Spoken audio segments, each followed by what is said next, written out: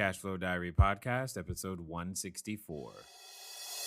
Welcome to yet another exciting episode of the Cashflow Diary Podcast, the podcast that teaches you insider tips, tactics, and strategies for creating leverage streams of cash flow into your life. Learn from top-performing entrepreneurs, business owners, investors, and thought leaders from across the globe as they share their secrets to success.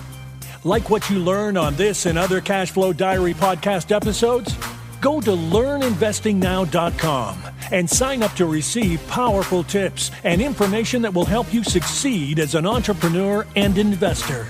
Now, here's your host, investor, entrepreneur, business owner, educator, speaker, author, and master facilitator of Robert Kiyosaki's cash flow game, Jay Massey. Okay, and welcome to another episode of the Cashflow Diary Podcast. And guys, you have been asking and we are answering. In this series, you have probably heard some interesting things, but more importantly, we're going to do yet another interview with one of the internal team over here, because you guys ask me all the time, Jay, how do you do all of those things? Well, the key is you don't do them. You find other people who know how to do their job better than you do. As I've said before, and I say again, strive to be the dumbest person in the room. So I'm going to introduce you to a whole bunch of smart people again as we go through this entire series. Now, today, many of you really ask me a lot about the details and the nuts and bolts of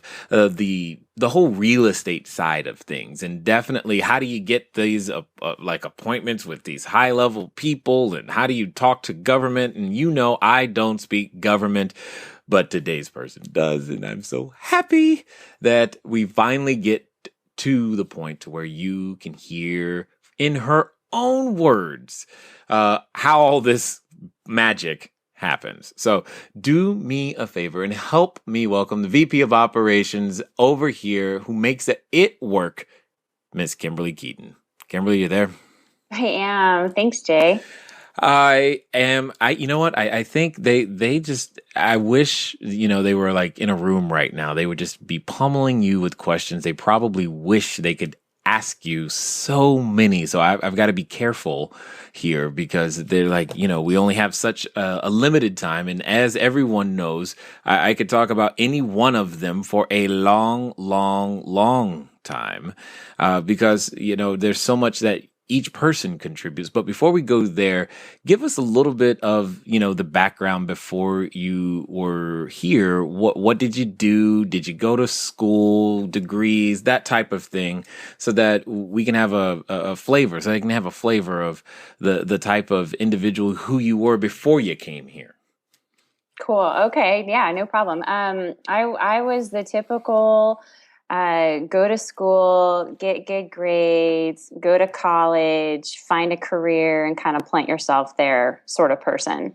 And so that's what I did. And I just went right out of high school into college, and then out of college right into a career path that took me from Colorado to California. And did that till about 2007. So was in something completely unrelated to real estate up until that point in time. Got it. And you mentioned schooling, and I think it's important that people understand that your background plays a lot into it. And there you have, to my knowledge, 2 degrees, one of which I've seen somewhat at work, and the other I am dying to hear about, by the way, and see you actually practice. But share with them, if you will, a little bit of what that process was, and most importantly, how does any of that play into your role today? Okay, sure. Well, my 2 degrees, I wish I could say I felt like I was using either one of them a whole lot right now, but I'm sorry, Mom and Dad, I'm not. You're welcome, Mr. Government. I'm still paying on the loans, but I went to school on a music scholarship, so that helped me pay for a lot of my education. We were too rich to be poor and too poor to be rich. We were just right in the middle class, so I had to find money somehow. So I got a degree in music, which kept me busy. And then at the same time, I taught a little piano on the side while going through school, which was some great cash in those days.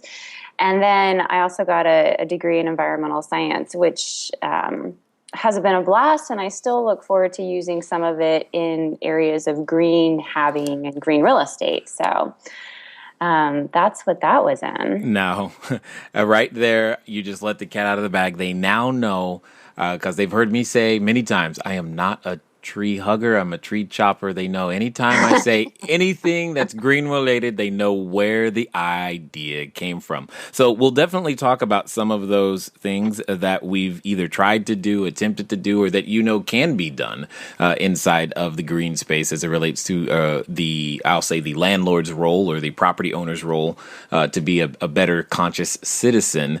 But while we're talking about roles, why don't you, if you can, like in a few sentences, try to describe the role that you fill, and so that people can have an understanding of just how tied in you are to everything. Oh, well, that role's kind of evolved over time with us. So I'll just talk about the most current role, which is managing many, but not all of the aspects of the portfolio. So the properties, the nuts and bolts of the houses and the apartments. I do the details for you. Woohoo! So you don't have to. Well, so that they're actually done right is really what you mean. No, I would never say that. Well, hey, I'm saying it because I've tried my hand at paperwork, and we all know what happens. KimBerly gets the privilege of doing it over. So that's what's happened time and time again. How long have you been here? I don't even know.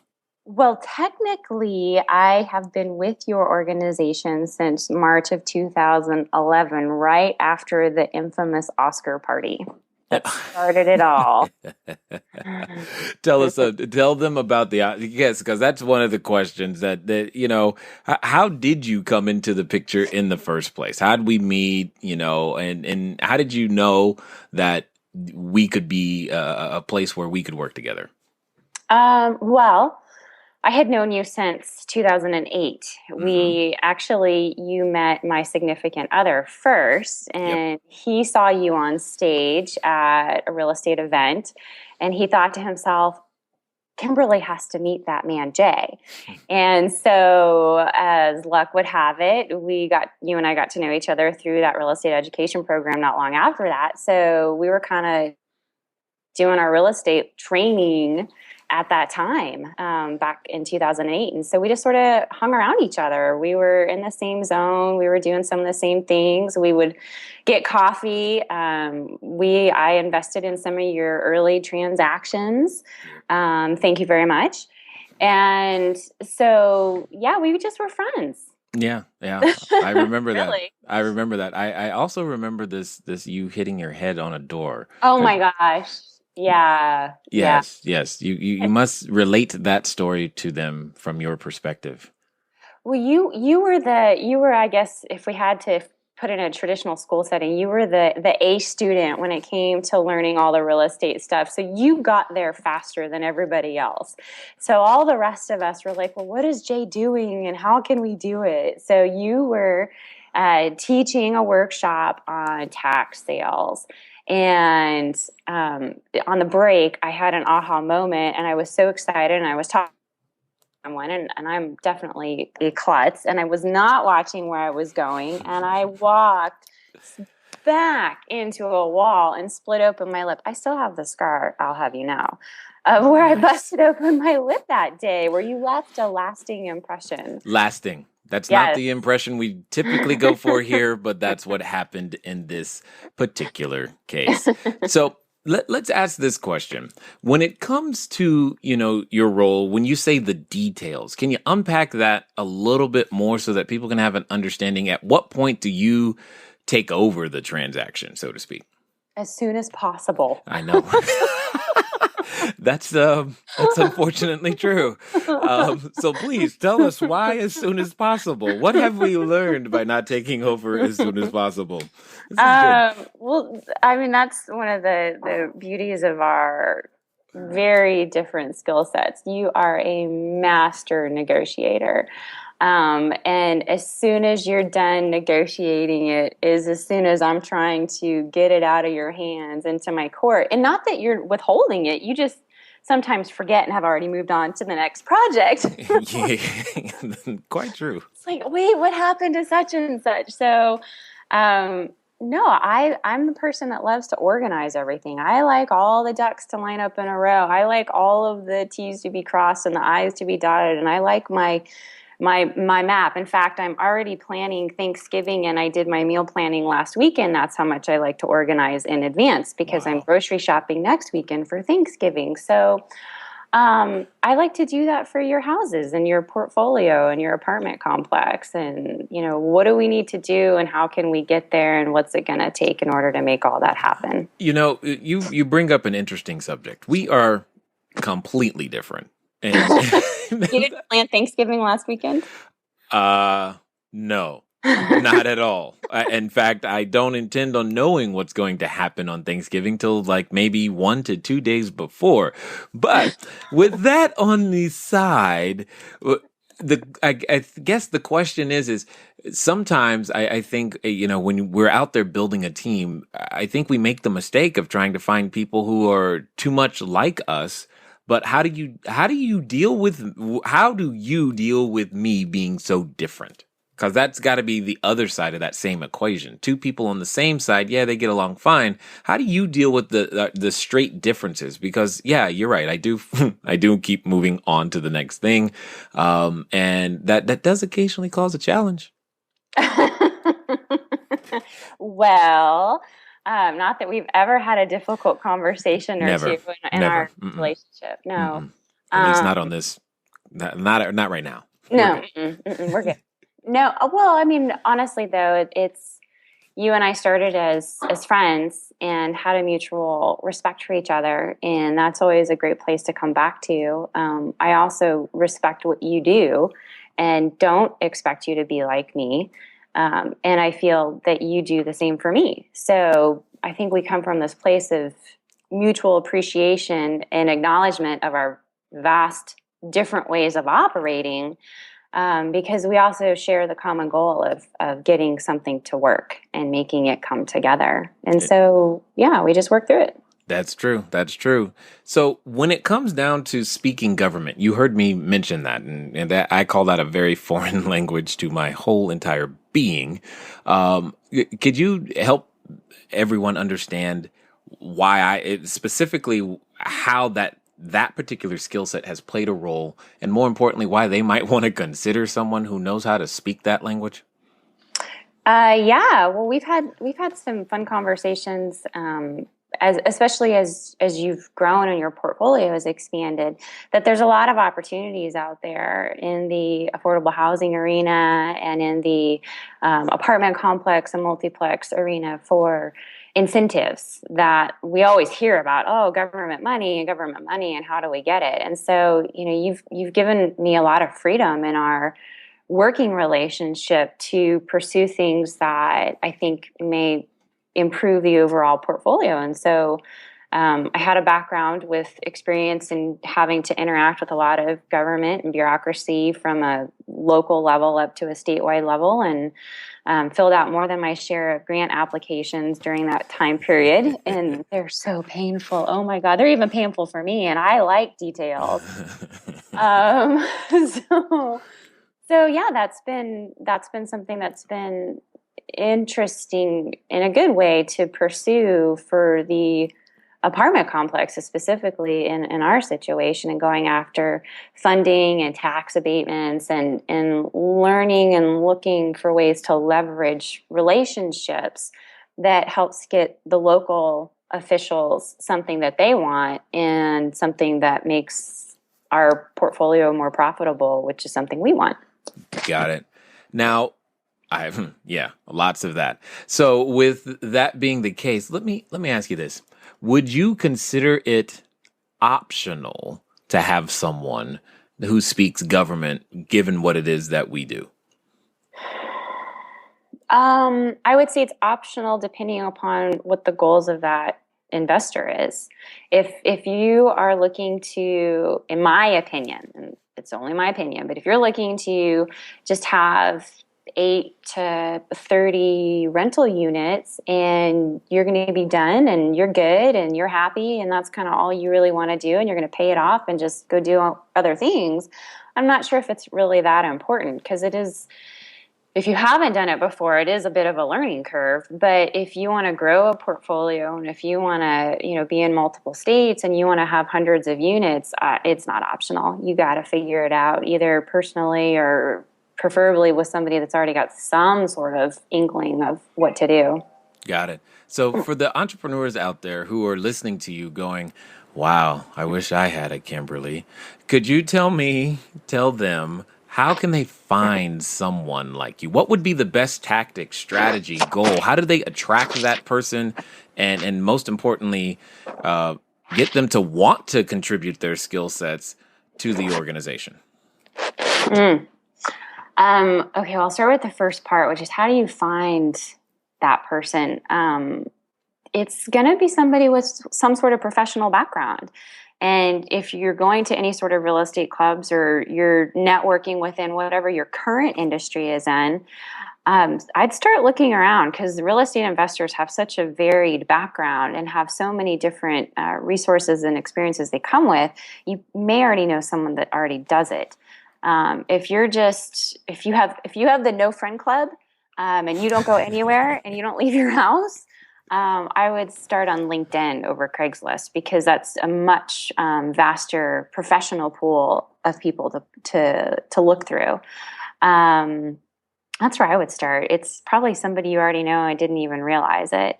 I came from the world of garbage, but anything that has to interact with public officials, which is just about everything, there's probably somebody you already know. Okay, so that's how I would find a KimBerly. Somebody that does like project management. There's people with lots of experience with grant writing out there. So start in that area. And then what was the other part of the question? Well, how do you, once you found them, how do you get them to want to contribute their services to the organization? I mean, what did you see, or what do you see that got you here, keeps you here, and what can they go create that would do the same thing for them? Well, you have to be super cool, because that's why I wanted to come work with you. So. Okay, let's assume that we're in the process of developing our coolness. Until that's there, what do we got to do? I would be a person of integrity, be a person of honesty, be a person of focus, be a person of direction. You were all of those things. And so that was, somebody that wants to do details and organization. If they see someone that has a plan and a direction, and works with a spirit of excellence, then be that person. Ooh. And you'll start attracting them. You said something I like. I like the way you phrased it. Spirit of excellence. Explain that. Describe that in your own words for us, please. Well, okay, now we're going to start to have a philosophical conversation that could start to tread into a spiritual conversation. But that's completely fine, because at the end of the day, yes, we execute and show our genius when it comes to real estate. That's how all of our skill sets come together to express themselves. But when it comes to this area of attraction of the correct, individuals to execute the vision, on some level, there is that, higher level, what we're talking about. We're not here to just do real estate, but you started hitting on it when you start talking about those characters. And I like the concept of the spirit of excellence. I really want to understand what you mean. Well, I can't claim it as my own. I borrowed it from Danny Johnson, so all credit goes to her for sure.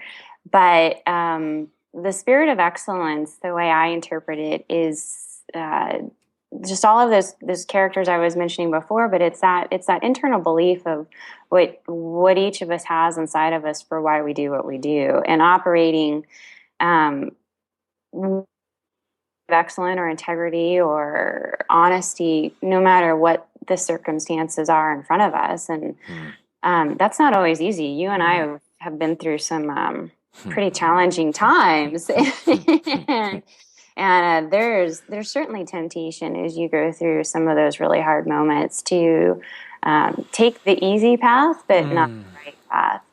And I think that when you start from the basis inside of, you're always going to take what you believe to be the best right path, no matter what. It's not the easy way, but it is the best way in the long run, in my opinion. I think you come out as, pick your metaphor or your analogy of the refiner's fire, and you're a better person. Yeah, we've been refined. That's for sure. That's for sure. And that's okay, so which brings up a great question. How does one go out there and know that the person that they're looking at, attracting to the team or bringing on their team isn't going to jump ship when something happens, and that's when you need the person the most? How do you know that ahead of time? I don't know. How do you know you're going to be married the rest of your life? These are very similar questions. These are very similar questions. Date a lot. What's that? Date for a long time. Kiss but lots I of do frogs. mean that. Well, I mean that in a working relationship. I mean, it's in some ways not that different. In some ways it's very different, but in some ways it's not that different than your significant other. I mean, it's somebody you've got to get to know. And whether you want to do that, I think, through the interview process and take a long time to interview, and meaning months or weeks, not just one interview and you're done. I mean, you and I knew each other for years before we ever actually worked together. Yeah, that is quite true. Which, brings up this other question. One of the things that I think happens to people when they come here is that they grow in various different ways. And I've never asked you this, so I'm just curious to hear what you would say. Well, do you feel that you've grown in the time that you've been here? And if so, in what ways?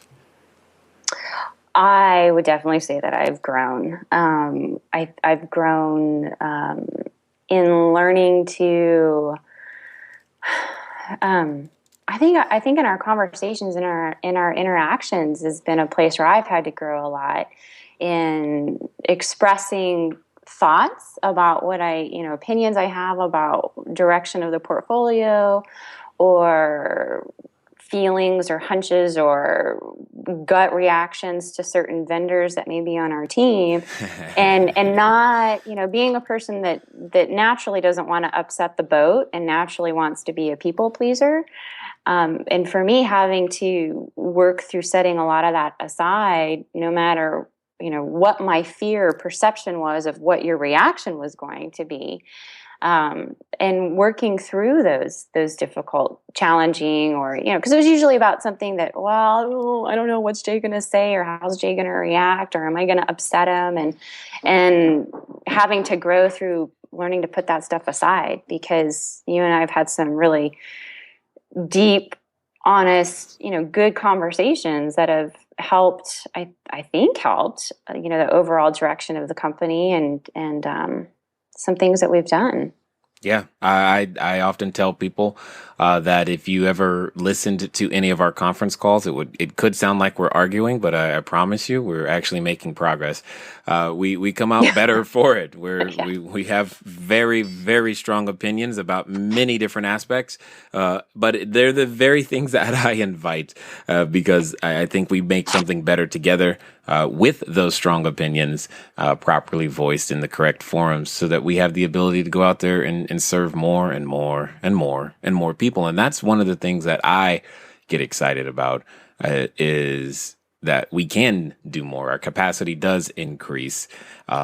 So Let me ask this. When it comes to the work environment, many people know that we're I call us a virtual company. We don't really see each other. In fact, I don't even know how long it's been since I've seen you, but it's been a while. And talk to us a little bit about what that experience has been and what skill sets do you think it takes in this day and age? Like, do we need a physical office? If you're going to do this, if you're going to build your team, do you have to look at them? And if you're not going to look at them, what do you need to look for in the right person to make sure stuff still gets done? Okay, guys. As you have no doubt guessed, we're talking to a lot of the team this week, and hopefully you're enjoying that. Hopefully you're learning how to find your own, build your own, and just understanding just how important having your own team absolutely is. It is a critical piece to everything that we do here. Now, as a quick reminder, if you haven't already, go over to iTunes, leave us a review, the written kind, and you'll be entered into the drawing for next week's cash flow game. And it doesn't matter when you're listening to this because we're probably still doing a drawing for something. If you want to have a chance to win, by all means, go now. Fill it out. Make sure you leave your username so that we can let you know when you win. And I want to get you back to the interview. So I think that it's absolutely possible. I know it's absolutely possible to do a virtual office because we've done it for, even when I lived in town, because you and I don't live on the same side of the state any longer. I'm in Northern California, you're in Southern California, which is more than a couple hours apart. But even when I lived 30 minutes from you, I very rarely saw you. And that was, I always liked it when you would bop in for a random Starbucks coffee visit, or, if I was doing my mobile office at the, at Panera's, you'd come in and randomly. And those are really nice. I mean, there's a lot to be said for the face-to-face interaction that isn't as easy for us to have when we're not in front of each other. But efficiency-wise, there's no sacrifice. I mean, you and I get a lot done without having to be in each other's space. And that's just how we both operate. So I guess that's how you make it work, is you got to find someone that's all about just getting it done. If they're about getting it done, then they don't really need to be in an office, and they don't really need to have water cooler talk, because they don't need to have their emotions like babied and patted and taken care of. I mean, sorry. No, that side just came out, but I just don't have the patience for it. Let's just get it done. You're going to do what you're going to do, and just go do it. And so you and I both, I think, operate that way, and it works great.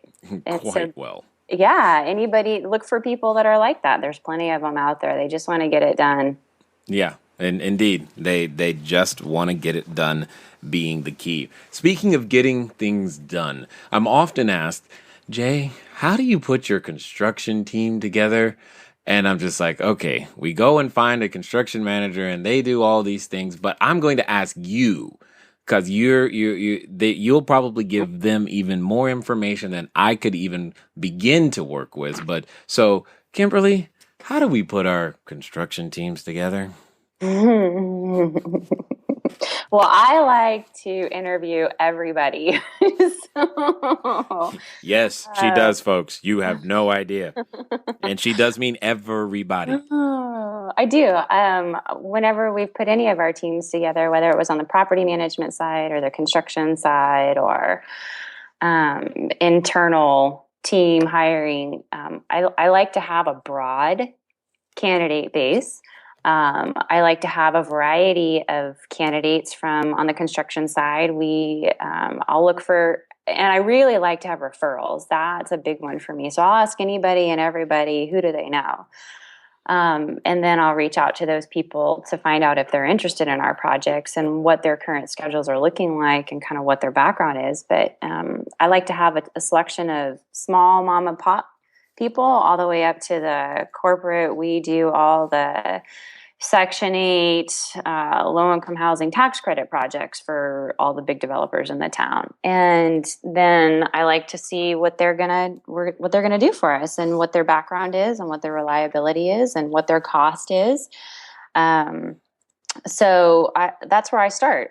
We start with a broad base. We've done construction managers definitely on some of our larger projects, which is a tremendous resource because our one particular manager just came in with such a great background of, again, government.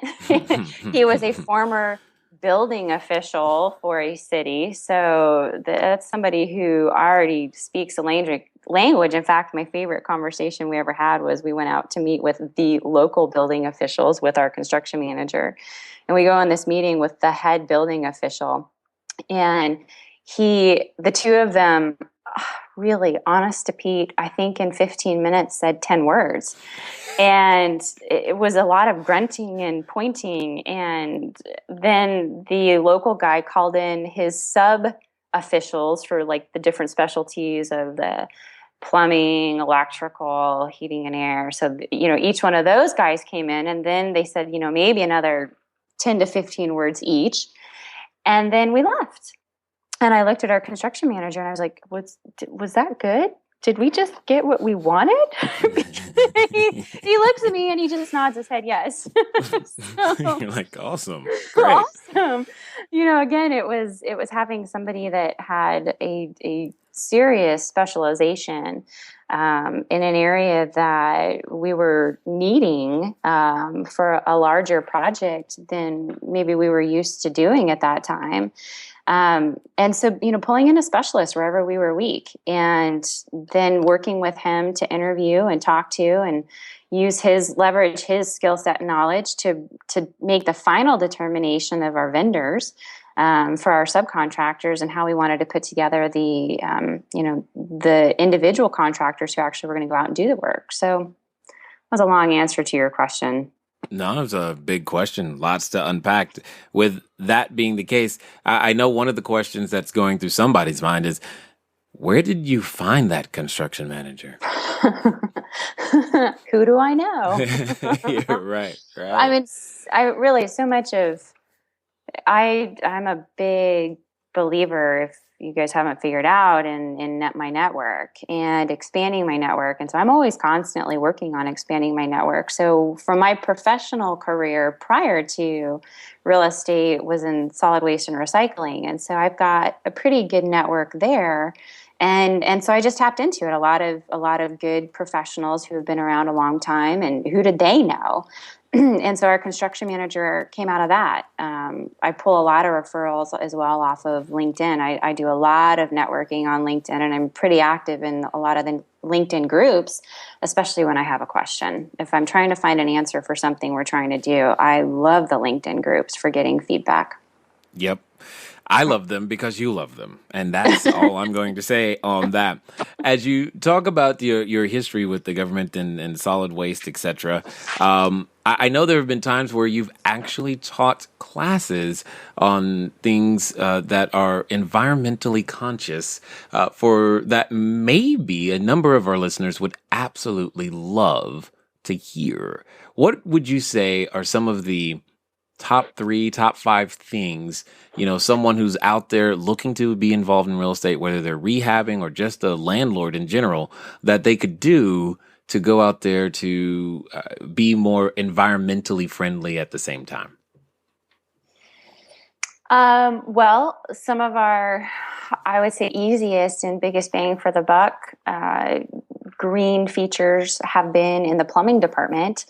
Especially when it comes to our apartment complexes, where most of them are, we pay for the water. So anything we can do to reduce water consumption, I do it because it makes me feel good.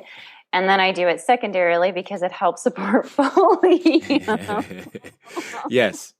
In full disclosure. So plumbing features are a major one. And that's just you can do something really simple with putting the aerators on your faucets in all of the bathrooms and sinks and kitchens in your units, and that you can do that already if you've already got rental properties. Just go out there and I think a 2.5 is what you want. Low flow toilets is another really easy one. So I start there. We look at we haven't had to deal with water on the landscaping really in where we are, but that would be another one I would look at if we had to deal with landscaping, which would be low water usage landscaping. The other area, if you have to deal with some of the electrical costs, would be looking at windows. Dual pane windows are a real easy one and a really nice feature. The other ones we've done, which have been kind of fun and are a double benefit again because it's green, and then also because it's good for the portfolio, is flooring is a really easy one because that just kills us every time we got to replace a floor. Mm-hmm. So if we can put in a nicer floor in the front end and something that doesn't have to be replaced as often or at all, and it can be of some sort of green material or some sort of low VOC material, then that's usually pretty cost effective and a really easy addition to the rehab project. Got it. Couple of things, just because I remember when you were saying these words to me the first time, it sounded like Greek. You said aerator. For those who may not know, what's an aerator? And you said you need a 2.5. 2.5 what? So water usage is in gallons per minute typically. And so you're looking on your toilets and on your faucets for the lowest GPM, gallons per minute, or gallons per flush. It might be a GPF on your toilets. And so you're looking for whatever uses the least. And so if you can find 2.5, or actually I think you can even go down to a 0.5 now that I'm talking out loud, on the aerator, where an aerator is like a little filter that you just screw onto the bottom of the sink faucet. And I'm sure you can pick them up at Home Depot. All of our vendors managers just go get them and put them on, so I don't have to do it. But yeah, it's a super simple feature. Ace, Home Depot, Lowe's, they'll all have them, and you can pick them up for like a couple bucks, or it's super inexpensive, and just twist them on the bottom. Excellent. And then the other one, because I remember the first time you were telling me about it, you were trying to convince me to spend more on flooring than you just spend more on flooring. And I'm like, for what reason? But okay, Kimberly's probably right. So let me listen. And you started using the term VOC. Explain to us eventually, again, the type of flooring and what VOC means. Well, on some of our units, we've used Yes. Well, okay, so we've upgraded because we used to do, and we still have done, lipstick on a pig rehabs, which there's nothing wrong with. And our lipstick on a pig rehab for some of our rental units was just to paint a concrete floor, and it actually looked pretty good. And so when the painted floors were having no problems renting, then we started having this conversation though that, you still got to repaint because it'll scratch. And so in some of our later rehabs, we had this conversation about doing an epoxy coating. And epoxy you can get in all sorts of, it can be colors, it can be clear, it can be anything. You could even do a concrete stain. You could do either one of those. And so we went the route of an epoxy coating on some of our later rehabs that, again, low VOC is volatile organic compounds, for those of you who don't know what that is. And there's nothing wrong not knowing, because it's a big word. And if you haven't researched air quality, why would you know? So basically, it's that stuff when you get in your car or you walk into a house and you go, oh, that's that new car smell, or oh, that's that fresh paint smell. It's a new house smell. Well, I hate to tell you, but that's your brain cells dying. Nice. That's you being exposed to carcinogens. So, anything you can do to reduce that, good for the environment, and it's really not that much more expensive. It was enough to get my attention, but I agree. That was the epoxy. Yeah. Which we'll never have to do again. Once the epoxy was down, you never, ever have to do it. And ladies and gentlemen, that was the reason. She said, never have to do again. I'm like, you mean like never, ever? that number makes sense to me, and that's why she does what she does. So, would you say that you have to sacrifice profitability in order to be green? No. Because I know that someone's thinking that. I was thinking that. No, you can absolutely have green features without sacrificing profitability. That's good. Oh, so with all of these things being said, what would you say to someone who is out there for the first time? They're like, okay, I've listening to everything you guys have got to say. Is it what advice would you give them? Think they're just beginning, to get their portfolio together. How do they go about building the team? What if you had one thing you could tell them? What would it be? If they're feeling like I've tried people and none of them work, Mm-hmm. How do they solve these problems and how do they get their business off the ground? Great question. One of the simple, easy ways that I would advise is open up an account on Odesk or Elance and look for small things in your day-to-day operations or portfolio or life that you can begin outsourcing, even if it's just downloading utility bills or following up with your property manager once a month. There's small little repetitive actions that have to be done on a daily, weekly, or monthly basis in your business for everybody. And so start small and hire a couple people on Odesk. Because again, you heard me say earlier, I like to have lots of vendors to test. And so we've certainly used our fair share of overseas people, and I've tested several of them, and I'll eventually reduce it down to a couple. Or I like to also just have individual people that do very specific tasks, so I know that task will get done. It works really well instead of having one outsourced person do all of your little tasks. I like the many hands light work kind of philosophy. So that's where I would start. Start, some super inexpensive, couple bucks an hour person to help you with just some basic day-to-day, month-to-month stuff that you can start getting off your desk right now. Excellent. Love it, love it, love it.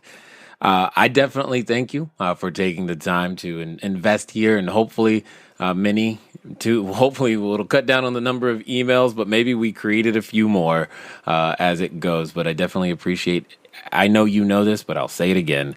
I appreciate everything that you've done, do, and continue to do for us and all of our investors and every person that listens to help us go out there to continue to provide clean, safe, affordable housing to people that need it when it matters most. You're welcome. Thanks. All right, ladies and gentlemen, you know what time it is? It's time for you to move at the speed of instruction. What does that mean? That means you might want to get a LinkedIn account. You're like, hey, LinkedIn? Would have never used it that way. That could be the very place you find your next team member.